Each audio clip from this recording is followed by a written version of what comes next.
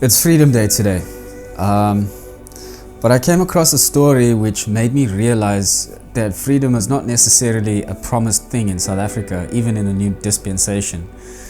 What do I mean by that? There was a story that came out of this lady called Magda Wierzycka. She's a Polish investor. She's the CEO, I think, of something called the Signa or Cygnus. So it's an asset management company in South Africa, quite prominent, and she's a very successful businesswoman, all great. But in her new autobiography, I think it's called My Journey, she details a point in time, 2017 specifically, where she reveals that she assisted with the Guptaleaks, all of these sets of emails that came out exposing the Gupta family having close links with Jacob Zuma, and that her lawyer at the time advised her to actually flee the country. That actually got me thinking and recalling the time spent with Bain & Company. I was actually invited as part of a select group in that same year, in 2017, to participate in their Strategy Unlock program. And I met a particular individual who gave a keynote address. His name is Athol Williams.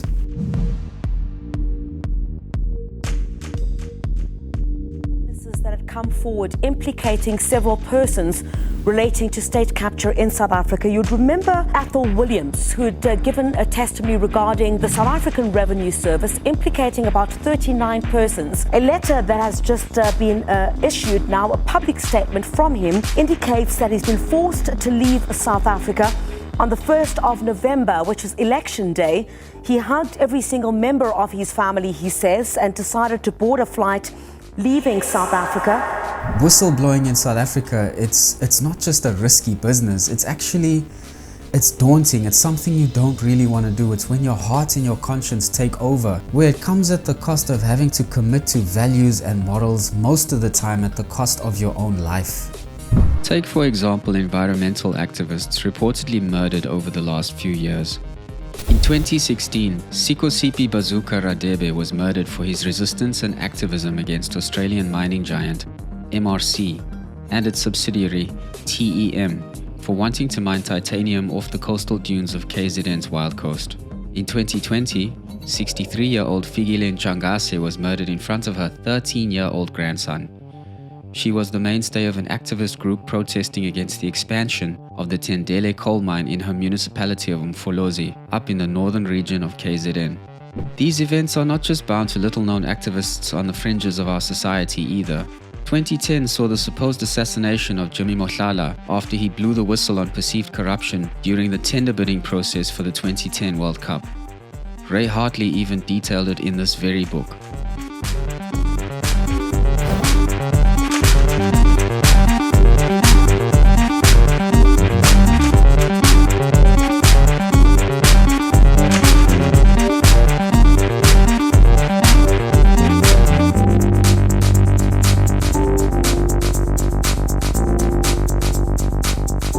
So this book basically details how many of our most beloved stadiums, including the Moses Mabhida Stadium, were subject to some of the tender rigging processes by these construction companies. Some names you might be familiar with include WBHO, Murray and Roberts, and Greneke as well. Because the World Cup was conducted with the collusion of the organizers, of course these companies rigging the tender process gave kickbacks to politicians to ensure that these companies got these contracts for pennies on the dollar, basically. Take Moses Mabhida, for example. I'm not entirely sure, but it could be possible that it was also subject to tender rigging processes by these construction companies. Any person who was deemed to be a threat to these companies and their end goal of profit was subsequently taken out. And because the World Cup, of course, was a government-organized affair, I would assume the assassins were probably hired by government officials just to tidy things up, as it were. So you may be thinking at this point, what recourses are available to whistleblowers that take this lonely journey, this lonely route that ostracizes them? So we do have something called the Protection of Disclosures Act, which was mandated and released in Parliament in February of 2001. However, this act does not provide or give provisions for protection within a company workspace and environment. So this chart that I'm going to bring up here, basically a representation from all the directions that whistleblowers can actually receive all this antagonism from. And it comes from within their own circles of family and work life, especially work.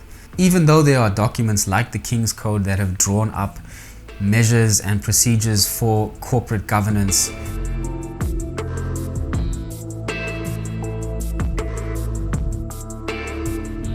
this document itself doesn't exactly specify measures of protection and just making whistleblowers feel better about themselves once they've made these revelations. So this chart itself also shows how managers can often pressure their own workers and members within their workforce once these revelations are made. As an example, take Cecilia Chonga. Her testimony in a Corruption Watch Whistleblower's Handbook reads the following. People who blow the whistle on corruption should not expect a pat on the back. It may never come. Rather, they should act from the heart, knowing that their careers and even their lives may veer off in an unanticipated direction. The amount of antagonism that whistleblowers receive doesn't just come from the workplace, it also comes from within their own homes. I say this because simply being quiet and being an accomplice allows you to get by in this country. That's what it has become. It takes everything just to exist, stay afloat, and be within the herd. It takes a great deal of courage to step outside, raise your voice, and speak up against what you believe is wrong. This is because oftentimes practices of corruption are quite lucrative and profitable for those engaged. There's no monetary gain or material rewards for those who choose to blow the whistle on corruption and malfeasance in this country. Especially in recent years, we've seen this convergence between the public and the private sector, government and private companies that shake hands on these particular deals where pieces of the pie have already been decided to be cut and split up amongst themselves, nefariously, clandestinely, all those shady types of ways you can imagine. And this, of course, when we are talking about the government, especially in KZN of all places, you are talking about a violent province. You are talking about a government that is not shy in deploying assassins and getting people who are in the way literally taken out. That is why we have seen people like Wierzycka and Williams fleeing the country for their lives, because they do know what can transpire once their voices ring loud and long enough, and if they stay in the same place, it is just insane. Take for example a high-ranking Gauteng health official who was seen to be murdered in her home once she blew the whistle on corruption. It even implicated at some stage our Minister of Health. This is a pandemic in itself. It's not something that is just a wave. It has always been here and it's not going anywhere. To end off, I'm going to put this quote from a friend of mine that I met on one of my travels, Professor Peter Goss. He says it basically as it should be. And taking actions other than mainstream actions. What's mainstream action? Mainstream action is expecting law enforcement to solve your systemic problems.